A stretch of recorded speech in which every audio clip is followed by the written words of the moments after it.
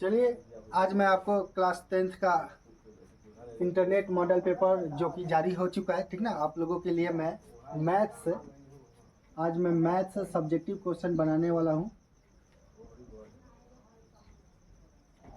तो आप देखेंगे एकदम बारीकी से और सिंपल से, एकदम इजी सिंपल से हम आपको क्या करेंगे, मैथ का सब्जेक्टिव क्वेश्चन का हल करेंगे, ठीक ना। तो चलिए, सबसे पहले हम देखते हैं क्वेश्चन नंबर 1।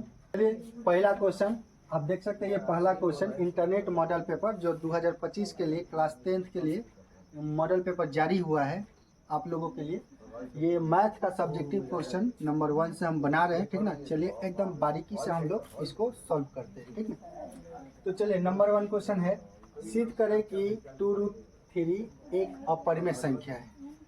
तो देखिए, इसको हम बनाएंगे कैसे। सबसे पहले इसको मानेंगे, माना कि 2√3 एक अपरिमेय संख्या है।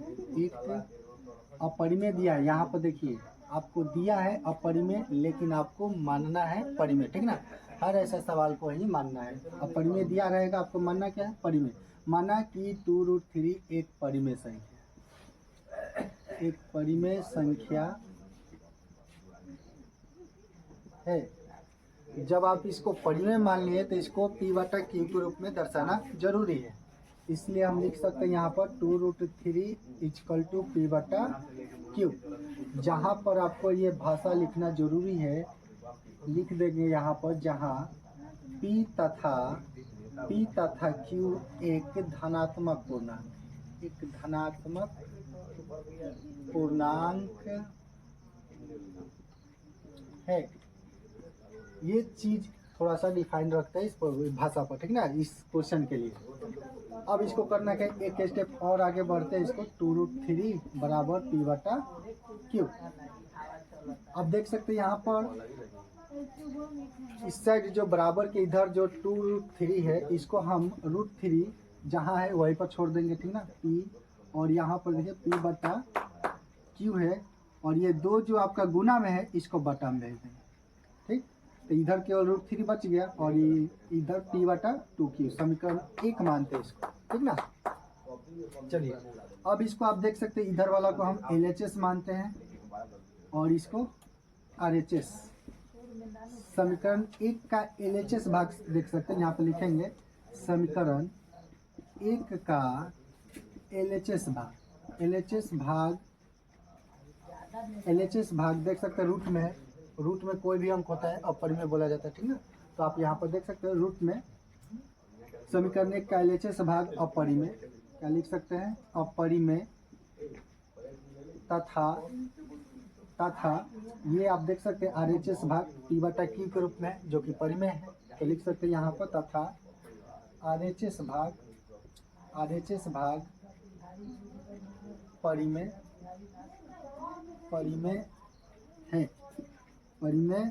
है, जो कि संभव नहीं है। अतः हम बोल सकते हैं, जब आप देख सकते हैं यहाँ पर LHS भाग क्या है, अपरिमेय। LHS भाग अपरिमेय, RHS भाग क्या है, परिमेय। तो परिमेय अपरिमेय से हम लोग क्या करते हैं, भाग करते हैं, तो अपरिमेय ही आता है। इसलिए लिख दे समीकरण 1 का LHS भाग अपरिमेय तथा RHS भाग परिमेय, जो कि संभव नहीं है। अतः 2√3 एक अपरिमेय संख्या है, एक अपरिमेय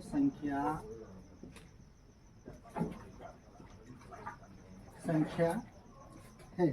तो इस प्रकार का क्वेश्चन आप बोर्ड एग्जाम में सॉल्व इजी से कर सकते हैं। क्वेश्चन नंबर 2, संख्या 12, 144 और 240 का लघुत्तम समवर्त अभाज्य गुणनखंड विधि से ज्ञात करें। तो आपको इस सवाल को देख सकते हैं, यहाँ पर क्या पूछा है आपसे, लघुत्तम समवर्तक। इसका मतलब कि एलसीएम पूछा है, वो भी किस विधि से, तो अभाज्य गुणनखंड विधि से, ठीक ना। तो कुछ नहीं करना है, अब देख सकते हैं आपको यहाँ पर 3 डिजिट दे चुका है, 12, 144 और 240। तो सबसे पहले हम क्या करते हैं, 12 का गुणनखंड कर देते हैं 2 से 6, 2 से 3, और ये 3 एकम 3। फिर 144 का गुणनखंड करते हैं 2 से 2 सत्ते 14, 2 दूनी 4, फिर 2 से 2 तिहाई 6, फिर 2 6 12, फिर 2 से करेंगे 2 एकम 2, और आप देख सकते हैं क्या होगा 2 अट्ठे 16, फिर 2 से करेंगे कितना आएगा 9, फिर 3 तिरिकी 9, 3 एकम 3, 240। इसको करते हैं 2 से तो कितना होगा 2 एकम 2, 2 दूनी 4 0, 2 से करेंगे 60 हो जाएगा, फिर 2 से करेंगे कितना 30 होगा, फिर 2 से करेंगे तो 15 होगा, और 3 से करेंगे तो 5 होगा, और फिर 5 एकम 5। तो आप देख सकते हैं आसानी है, 12 का गुणनखंड हो गया, 144 का गुणनखंड हो गया, 240 का गुणनखंड। अब करना क्या है, इसको सबका गुणनखंड यहाँ पर लिख देते हैं। 12 का गुणनखंड 2, ये देख सकते हैं 2 गुने 3 गुने 2 गुने 2 गुने 3, तो लिख सकते हैं 2 गुने 2 गुने 3, और गुने 1 भी लिख सकते हैं। 144 का गुणनखंड, 144 का गुणनखंड क्या आया यहाँ पर देख सकते हैं 2 गुने 2 गुने 2 गुने, फिर यहाँ पर 3 गुने 3, 2 गुने 2 गुने 2, 1 2 3 4, 4 ग 2, और गुने 3 2 गो, और गुने 1, फिर 240 का आवाज गुणनखंड आप देख सकते हैं यहाँ पर, तो इसको भी लिखेंगे, क्या लिखेंगे 240 का भाज्य गुणनखंड है 2 गुने 2 गुने 2 गुने 2, 1 2 4 को 2 हो गया, और उसके बाद 3 गुने 5 गुने 1। आपको निकालना क्या है यहाँ पर एलसीएम निकालना है। तो एलसीएम निकालना सबसे पहले आप एचसीएफ निकालिए, उसके बाद एलसीएम निकालेंगे। एचसीएफ निकालिए, इजी रहेगा। एचसीएफ में क्या होता है, जो तीनों गुणनखंड में जो अंक शामिल होता है उसी को हम लोग एचसीएफ में खींचते हैं, ठीक है। तो तीनों गुणनखंड यहाँ पे देखिए 12, 144 और 240 के आवाज गुणनखंड में तीनों में 2 शामिल है, तो 2 लिख दिए। उसके बाद फिर एक और देख सकते हैं यहाँ पर 2 शामिल है, 2 लिख दिए। उसके बाद यहाँ पर देखिए 3 2 2 नहीं मिला, 3 2 2 नहीं मिला, फिर यहाँ पर देखिए 3 3 3 ये मिला। तीनों में जो सेम गुणनखंड मिलता है उसको लेते हैं 3। उसके बाद फिर यहाँ पर देख सकते हैं 2 2, तो 2 तो ऊपर है नहीं, 1 1 1 तो किसी में भी मिल सकता है 1, ठीक ना। तो आप देख सकते हैं 2 दूनी 4 4 तिहाई 12 12 एकम 12। तो ये एचसीएफ आपका निकल गया। अब आपको चाहिए एलसीएम। क्या चाहिए, एलसीएम। तो सबसे पहले 12 का जो एचसीएफ का मान जो 12 आया है उसको लिख देते हैं। उसके बाद जिसका घेरा इसमें नहीं लगा है उस एलसीएम उस गुणनखंड को क्या करते हैं, एलसीएम में लिख देते हैं। देखिए यहाँ पर 2 गो बचा, ठीक ना, 2 गो बचा और 1 3 बचा, तो लिख देते हैं पहले इसको 2 गुने 2 गुने 3, और फिर नीचे आते हैं, फिर 2 गो बचा, तो 2 गुने 2 गुने 5, गुना कीजिए 12 दूना 24, 24 दूना 48। सबसे पहले इसको लिख देते हैं हम 48 लिख दिए, और फिर इधर से इसको गुना कर देते हैं 3 दूना 6, 6 दूनी 12, 12 पचे 60 गुना 60। तो आप देख सकते हैं 0 है तो 0 धर देते हैं, और 6 में 8 से गुना कीजिए, 6 8 48 के 8 हो जाएगा, हाथ में बचेगा 4, और 6 चौका 24, और 24 और 4 कितना होगा 28। तो ये रहा आपका एलसीएम, ठीक है। तो ऐसे क्वेश्चन आप बनाकर बोर्ड एग्जाम की तैयारी कर सकते हैं। क्वेश्चन नंबर 3, यूक्लिड के विभाजन एल्गोरिथम का प्रयोग कर 135 और 225 का महत्तम समवर्तक ज्ञात करें, ठीक ना। तो आप देख सकते हैं यहाँ पर 2 डिजिट दिया हुआ है, 135 और 225 का महत्तम समवर्तक। महत्तम समवर्तक को एचसीएफ से सूचित करते हैं, ठीक है। एचसीएफ से जानते हैं महत्तम समवर्तक। तो इस क्वेश्चन में आपको भाग विधि से, यूक्लिड विभाजन एल्गोरिथम विधि से आपको क्या निकालना है, महत्तम समवर्तक यानी एचसीएफ निकालना है। तो कुछ नहीं करना है, सबसे पहले इसको मानते हैं हम, बड़ा को हम ए बराबर मान लेते हैं। ए का मान हो जाएगा यहाँ पर माना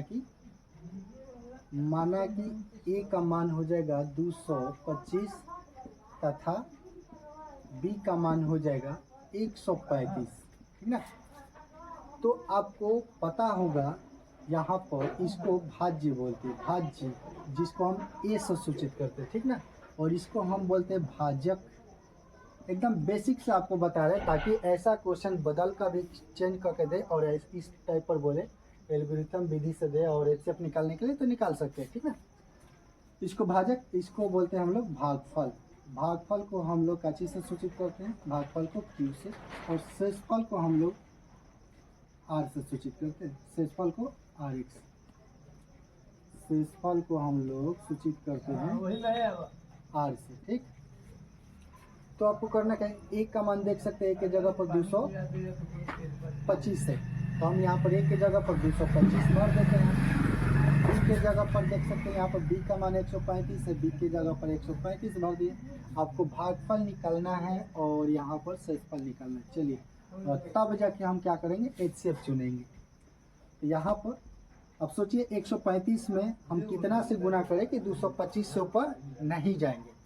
तो 135 यदि 2 से करते हैं तो 200, 35 35 70 हो जाएगा, 270 यहाँ 225 से लेना है। एक बार में 135 घटा सकते हैं, 5 में से 5 जाएगा 0, और ये 2 में से तो 3 जाएगा नहीं, हाँ सिर्फ 12 में से 3 जाएगा, कितना होगा, 9 होगा, और ये एक एक खत्म हो जाएगा।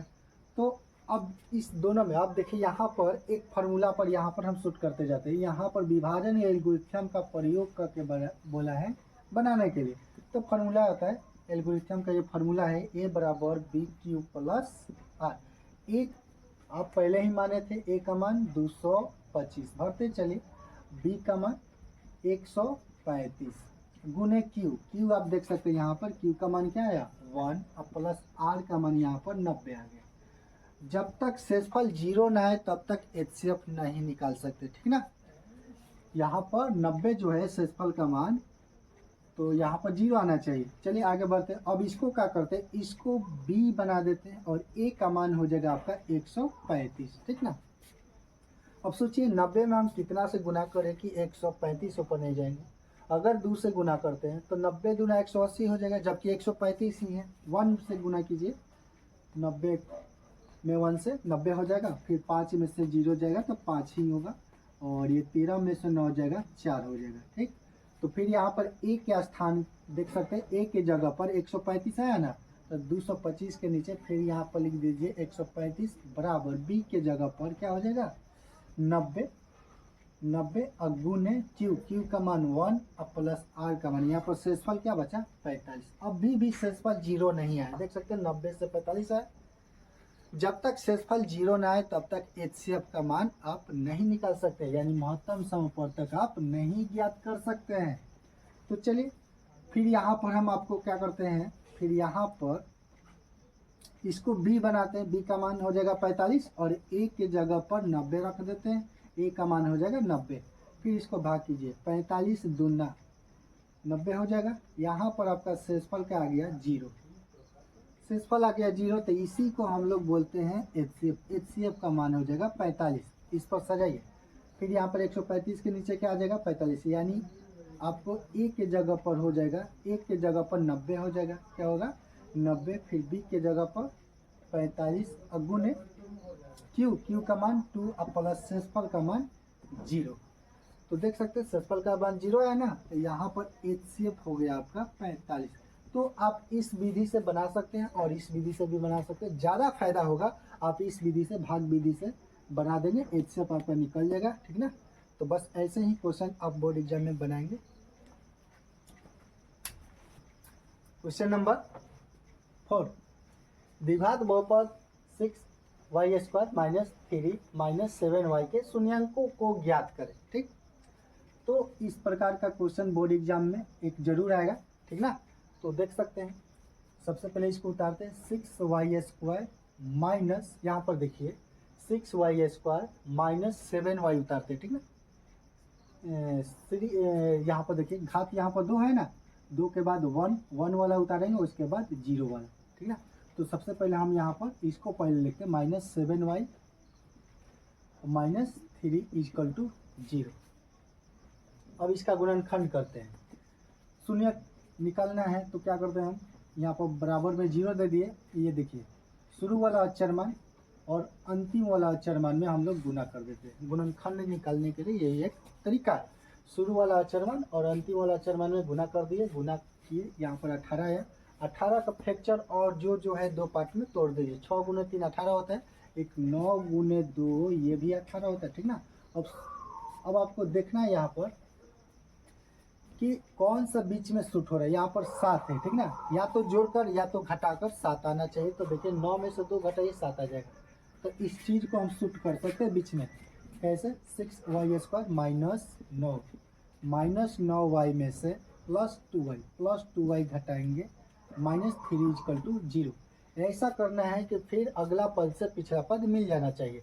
देखिए -9y में से +2y घटाएंगे तो -7y, -3 तो -3 और 6y², ठीक।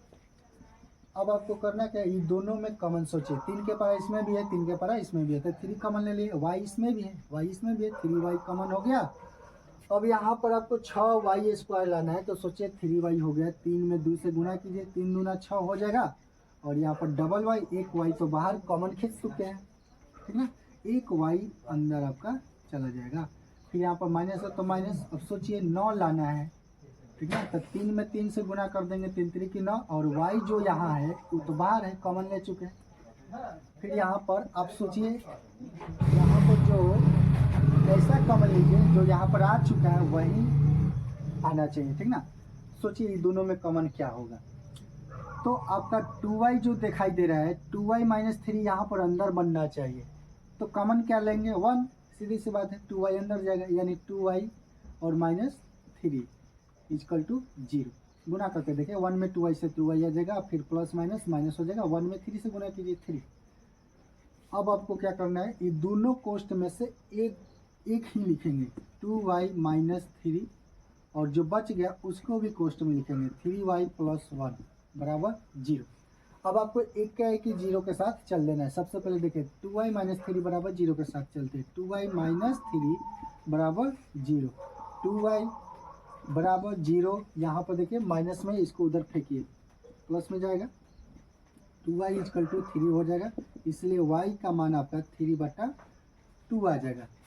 तो आप देख सकते हैं एक गुणनखंड जो था 2y -3 0 के साथ चल दिए, तो y का मान आ गया 3/2। अब इसको भी लेके चलेंगे 0 के साथ, तो ये हो जाएगा 3y + 1 = 0, ठीक ना।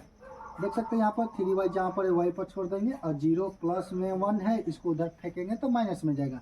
ये हो जाएगा आपका 3y = -1, इसलिए y = -1, 3 गुना में बट्टा में जाएगा। तो आपका y का मान यहाँ पर 2 आ गया, y का मान एक आया 3/2, 3/2, एक आया -1/3।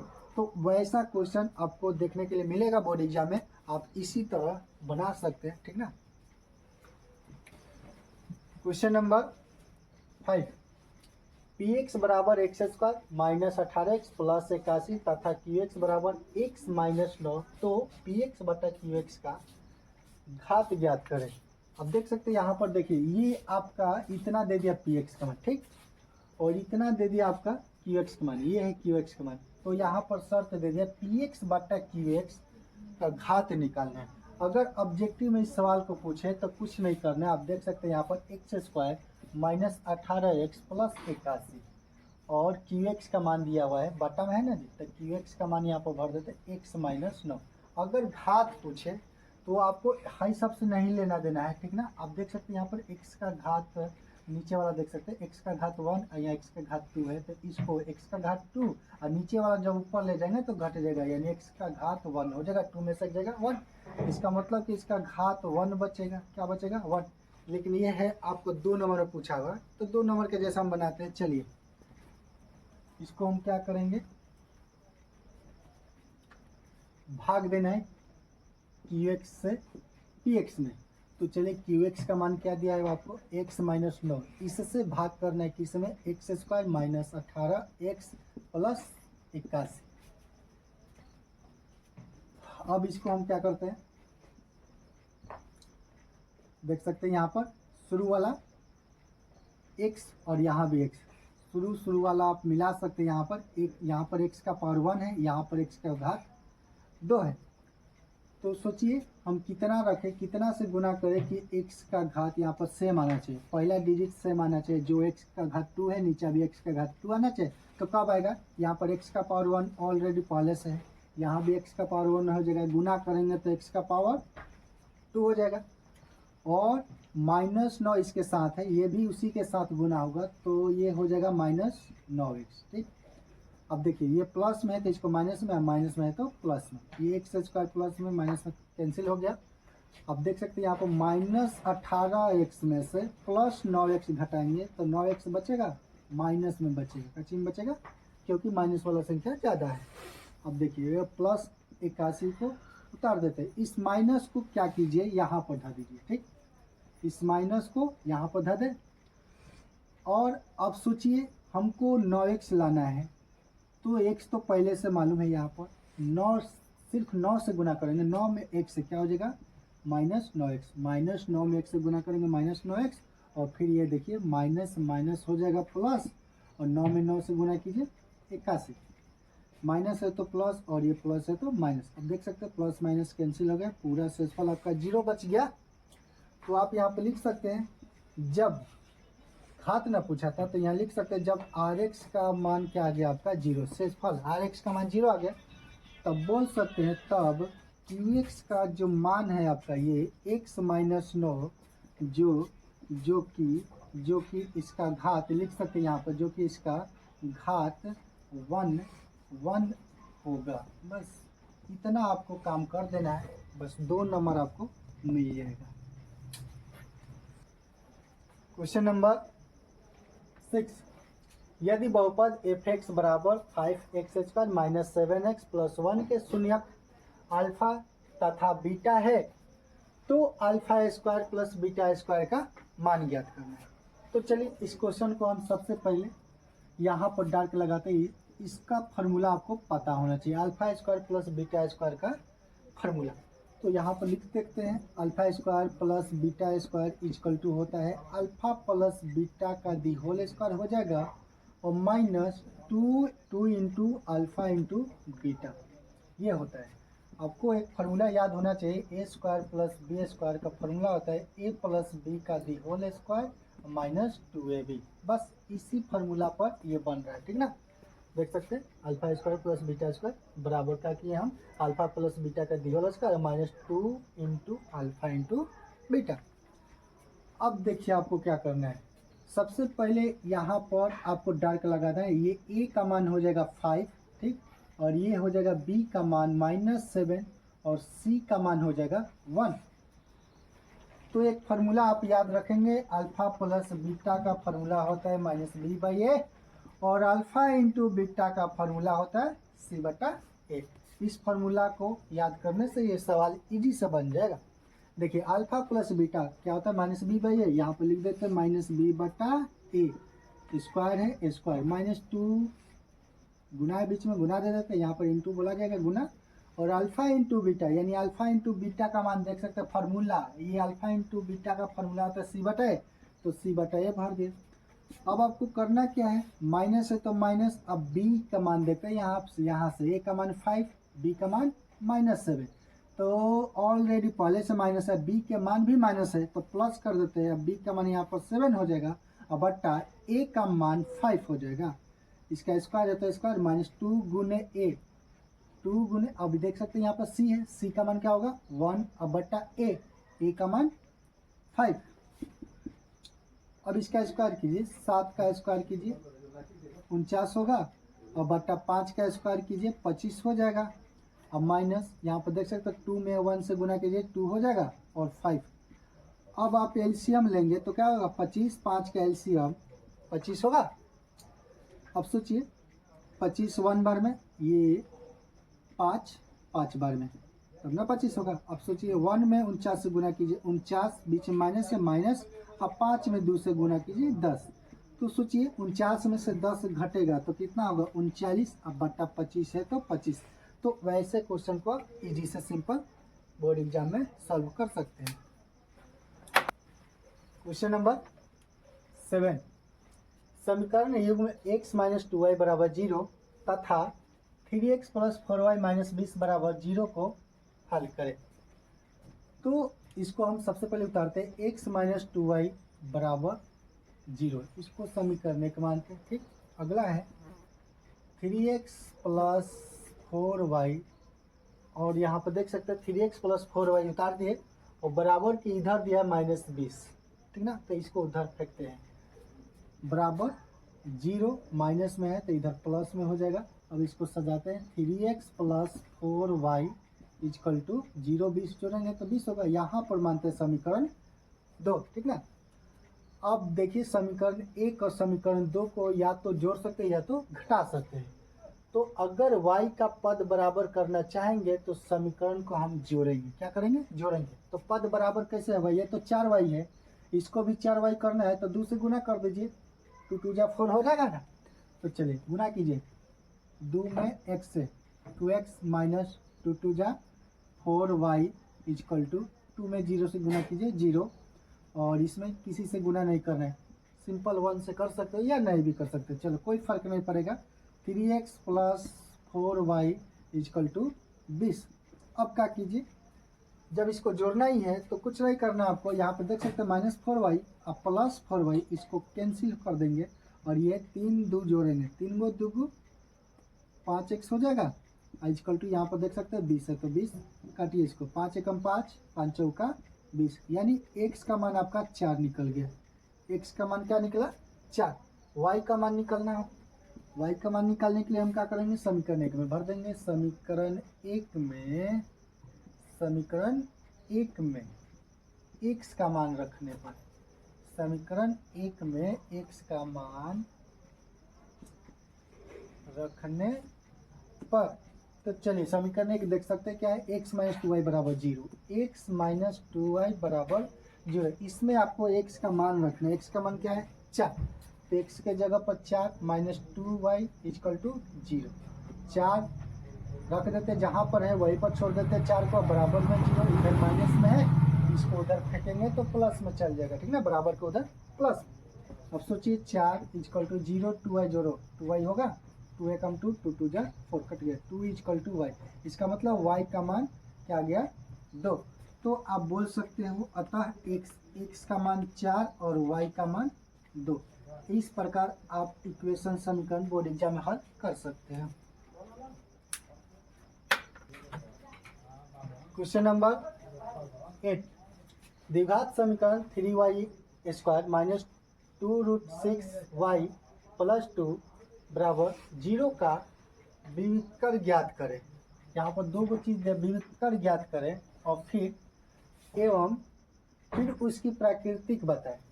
सबसे पहले ये आपको क्या करना है? विविधकर निकालना है, विविधकर निकाल करके फिर इसका प्रकृति बताना है, यानी क्या है। तो आपको हम इधर चर्चा कर देते हैं। विविधकर को हम लोग डी से सूचित करते हैं, ये देख सकते हैं विविधकर को क्या चीज़ से? डी से सूचित करते हैं, और इसका फार्मूला डी का फार्मूला होता है बी स्क्वायर माइनस 4ac, जहाँ में x बराबर minus B plus minus root under D बटा 2a होता है, ठीक।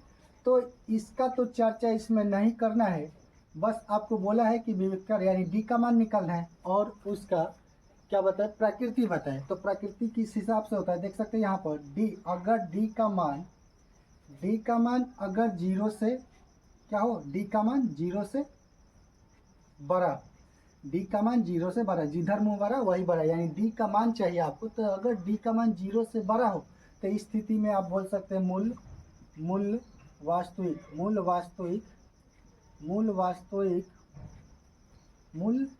डी का मान अगर 0 से बड़ा हो तो मूल वास्तविक होगा और भिन्न होगा। और क्या होगा भाई? भिन्न होगा। ये दो चीज़ इधर समझ जाएंगे तो बस आपको बनाने आ जाएगा। डी का मान अगर 0 से बड़ा हो तो मूल वास्तविक होगा लेकिन भिन्न होगा। अगर डी का मान 0 के बराबर आता है, डी का मान 0 के बराबर होता है तो मूल वास्तविक होगा लेकिन समान होगा। मूल वास्तविक और समान होगा। क्या होगा? आप बोल सकते हैं मूल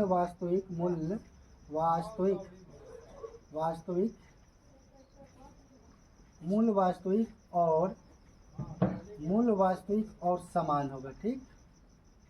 और फिर यहाँ पर अब बोल सकते हैं यहाँ पर डी का मान अगर डी का मान 0 से छोटा, अगर डी का मान 0 से छोटा, यहाँ पर देख सकते हैं डी ग्रेटर देन 0, यहाँ पर है डी लेस देन 0, यानी डी का मान 0 से छोटा हुआ तो बोल सकते हैं कि मूल्य का कोई अस्तित्व नहीं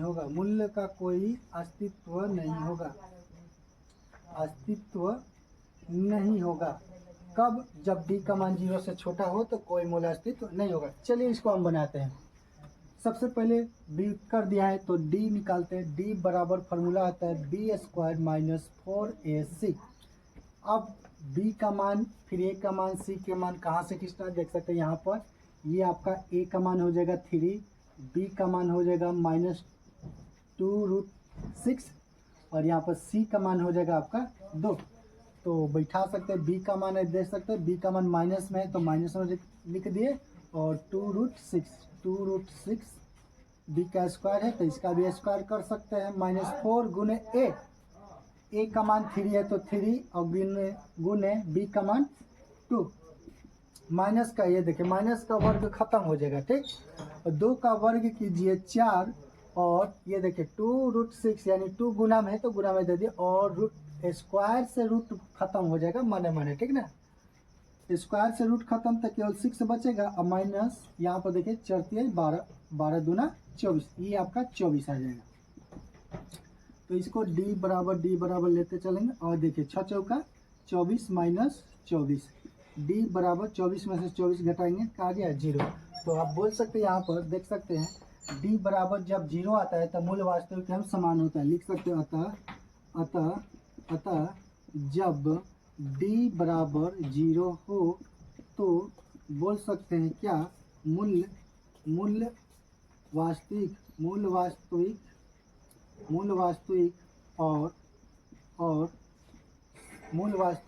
और सामान्य होगा। तो इस प्रकार का क्वेश्चन आप सॉल्व कर सकते हैं। चलिए क्वेश्चन नंबर 9, द्विघात सूत्र का प्रयोग कर समीकरण x² + 7x - 60 बराबर 0 का मूल्य निकालें। तो आप देख सकते हैं यहाँ पर बोला क्या है, मूल्य निकालें। तो यहाँ पर द्विघात सूत्र का प्रयोग कर सकते हैं। मूल्य निकालना है तो इसको गुणनखंड विधि से भी हम निकाल सकते हैं। चलिए इसको क्या कर रहे हैं, x² + 7x - 60 = 0। अब देख सकते हैं यहाँ पर शुरू वाला अक्षर मान 1 और गुने अंतिम अक्षर मान क्या होगा 60। गुना करेंगे तो 60 आएगा। 60 को इस प्रकार फैक्टर कीजिए कि बीच में जोड़कर या घटाकर ये बीच वाला मान 7 का संग आ जाना चाहिए, ठीक ना। तो 60 का गुणनखंड एक होता है 12 × 5 = 60। अब सोचिए 12 में से 5 घटाएंगे तो 7 आएगा कि नहीं। तो इसी दोनों को हम क्या करते हैं, बीच में शुद्ध करते हैं। x² + 12x में से हम -5x घटाएंगे तो बताइए 7x आएगा और ये -60 = 0।